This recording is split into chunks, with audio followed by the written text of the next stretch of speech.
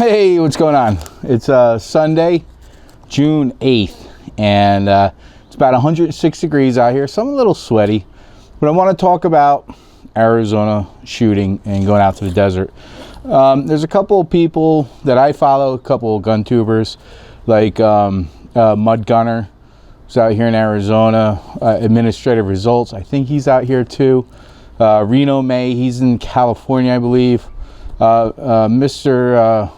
Big Kid, although he used to be out here, I think he moved to Tennessee. Guess he doesn't like the 106 degree to 110 degree weather in the summer. And there's a few more. John Correa from I forget his channel, but he shoots out here, although he spends a lot of time at Scottsdale Gun Club. But I want to talk about some tips or safety things about shooting out here in the desert, especially in the summer months like right now when it's 106 degrees and it's very hot and things are very dry.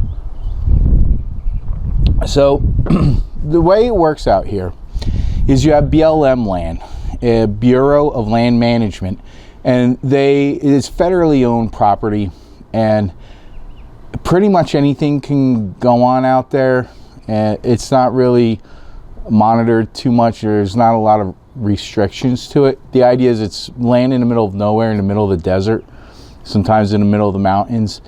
So there's no structures, there's no shopping centers, there's no houses. Usually it's like one highway going through it. Where I go shooting, it's called the Beeline Highway. It's the only road, and the shooting takes place about 5 miles off of that road. And so the federal government gives the residents this land to recreate on, whether you're riding your ATVs. Here in Arizona, it's pretty cool. They'll separate the ATV and dirt bike tracks from the shooting areas, and the shooting areas, people pretty much stay designated. It's really cool to see how self-regulated it is, because there's no range masters, there's nobody out there telling you what to do, but the people who go out there pretty much follow the common safety rules. Act as your gun's loaded, act as if your gun is always loaded, open a chamber when you hand it off to somebody, know what's in your background, never point it at anything that you're not planning on killing or destroying. Now, when I have a group come out to the range with me out in the desert, there's a couple extra rules that I like to put in place. And what we're going to go over today is desert shooting, some tips, tricks, things that I do to make it a little bit easier, and things I bring with me. One of the things I first do is explain to everybody, if I bring a group of people from work or somebody visits me from my native land of New Jersey, that country, and they come out here, I'll walk them through all the typical safety stuff that you'll see, have them watch a video, but I also have a couple additional rules. When we have the table laid out and the guns are on it, all the actions are to be open while the gun's laying on the table. All the magazines are going to be removed. If they're revolvers, the spindle should be open and out. If I hand you a pistol or I hand you a gun, you do the same to me.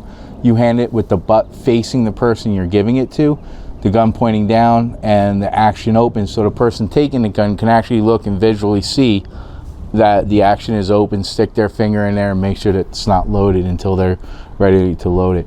Also, when we're on the line firing, nobody moves, does anything except be on the line firing. When we're done firing and your guns are holstered or back on a table, if they're on a table, their actions are open. And as we're going down range, nobody touches their gun at all. Even the ones sitting on the table, you leave them alone, don't touch them. Once we come back and we're in a group, we know what everybody's doing, then you can pick up your gun and clean it or whatever you need to do with it. And the other rule is everything you do, you pronounce. If we're ready to go on the line and start shooting, we do it as a group. We yell it as a group. When we're loading our guns, we say loading our guns. When we're putting them into action, the guns are in action. The line is hot, ready to fire. Fire at will. Line is cool. Guns, put the guns down, going down the line. So everything is vocalized so that there's no, it doesn't eliminate mistakes, because that's almost impossible, but it definitely allows us to have less of a mistake happening if we're verbalizing it and following all the rules. So what are some of the things I bring out? I don't have it here, but usually I'll lay out a tarp or two, because as you're shooting and your casings are coming out, they're falling on the tarp and not on the ground. Of course, you know, some might shoot off. You have to pick those up. But if you lay out a couple of tarps as you shoot, it just makes it easier at the end of the day to pick the whole tarp up and have all the casings in there. Getting a little bit of a dry mouth. It's a bit hot out here. I'm gonna try to do this in one take. The other thing I do is I'll bring those Rubbermaid, or whatever you call them, the little buckets, storage containers probably, and I will put them along the sides of it. And as you're firing, you can actually get it where it's going into one of those buckets, so you don't even have to pick it up. So the tarp, like, get some storage bins, catch all the brass. The other thing that I do is, because it is the desert and you have a truck or a car full of guns, I have a couple safety things that I bring with me. So I found these really cool storage things on Amazon, and they're really good quality. I don't want to look at that one yet. Let's look at this one. All right, so you're out in the desert, you have a vehicle full of guns. The last thing you want to do is get stranded. One of the things I found really important is fix-a-flat. Now, I either bring my pickup truck or I ride my motorcycle. So I have a KLR, and I once got a flat on that thing, and man, talk about your whole day is shot, kind of ruined, and you got to call around to a bunch of friends, go home, get a trailer, go get your bike. Oh yeah, and the cell service wasn't working where I was at, so I had to talk to some other dudes on some Harleys and see if I could use their phone to call out on. But they're really nice. People out here are pretty cool. But yeah, I got stranded out there. So now what I do is I carry a kind of a car safety kit, jumper cables. Here's my full thing of fix-a-flat. I also bring some safety things like gloves and glasses. This is part of the fixing the car. I have a pump in here, emergency lights. So if something were to happen with my truck when I'm out there, and I keep this in my truck pretty much all the time, I have whatever I need if I get stuck, right? So that's important. Make sure your vehicle's working. I check the oil, check the tires, make sure you got enough fuel, all that stuff. Check the battery. I bring an extra jumper just in case, because you don't want to get stuck and have a truck full of guns, because that presents just extra issues for you, extra levels of complexity to it and challenges. The other box I have here is more of a first aid box. This is a heavy duty body gauge. Let's see, we got a tourniquet. Here's a tourniquet, so if you know, we do have an accident. And then here's a sling for, like, if you break something. A bunch of bandages, rubbing alcohol, hydrogen peroxide, some medical tape. So that is a first aid kit that I keep in the truck. And again, these things you can buy on, these containers you can buy on Amazon. Pretty cool. Also you know what? Oh, I got my sunglasses. Oh, that's a little bit better. I don't have to squint. See that? Prepare to fail. Failing to prepare. And then a toolkit. Just have your basic kind of tools in there. Wrenches, sockets. I actually have a bunch of glow sticks too. A big mallet. This is a big metal mallet, and you used to be surprised at how useful one of these can be when you need it, because it's just about anything that gets stuck, or, you know, a hammer. Everything's a nail, right? Anyway, so that's the tool. So we got a toolkit. So we have the toolkit, right? So I got my toolkit. I got my first aid or emergency field kit, and then here we go. We got the car emergency kit. So if we have any breakdowns, we can mitigate what kind of issues that would cause. All right, now, really important. It is a desert, and this could be the case where you live in the woods or something like that. I'm watching my dog staring at a hummingbird. The hummingbird is drinking water from the dog dish. and she is just staring at that bird. Okay, wow, that's pretty cool. I don't have any cameras on that. Squirrel. So one time I was out there in the desert, and I got the AR-10, which is a 308.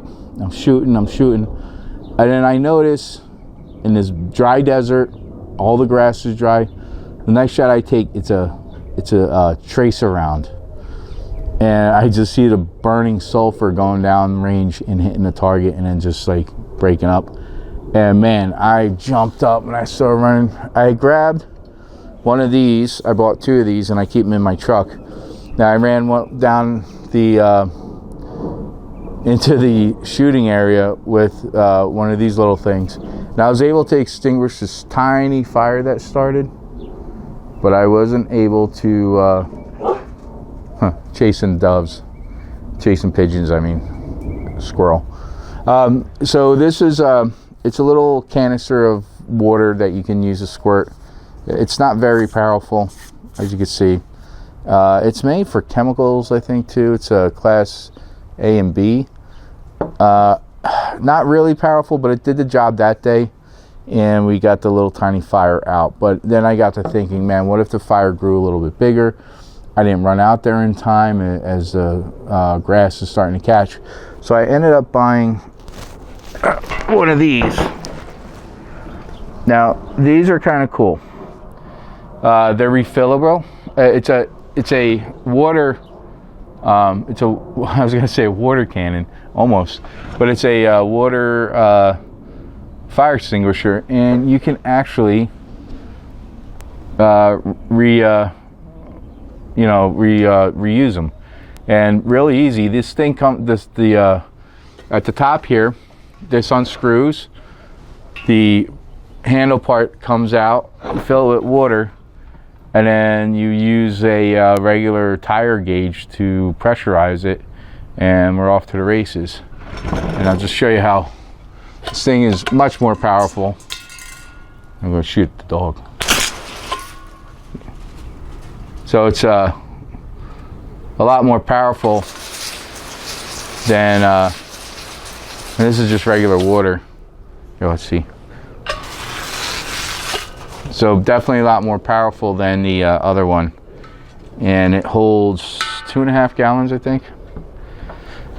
But yeah, in fact, I'll be able to recharge that after showing it. Actually, maybe I'll throw a GoPro on and do a little demonstration how good that one is. And of course, because it is a desert, I bring multiple cans of drinking water, fill them up with ice, throw some water in it, and you always want to stay hydrated out there. And the one thing I did do is when I had the motorcycle and I got stuck with the flat, I had thrown frozen water bottles in the back of it, so I was okay out there because I had those frozen water bottles that started to thaw out.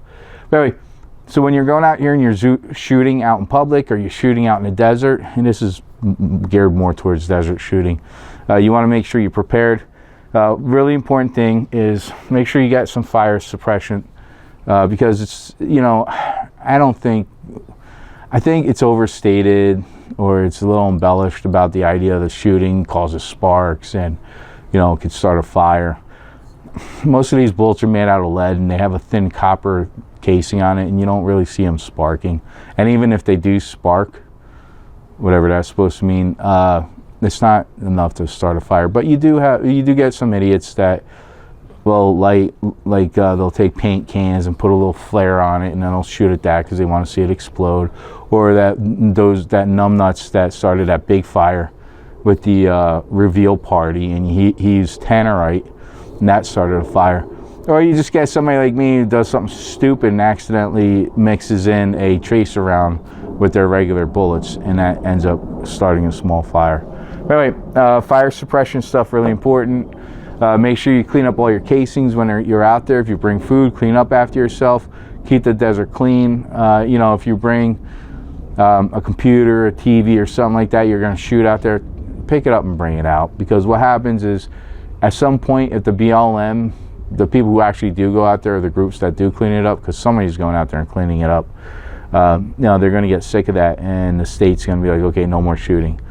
And we'll turn into California, and we don't want that to happen. So Anyway, be safe out there. Shoot, following all the safety guidelines, and catch you on the next. I probably need some water. I was going to say, catch you on the next one. Let me try to say that better. And we'll catch you on the next one. There you go, that worked.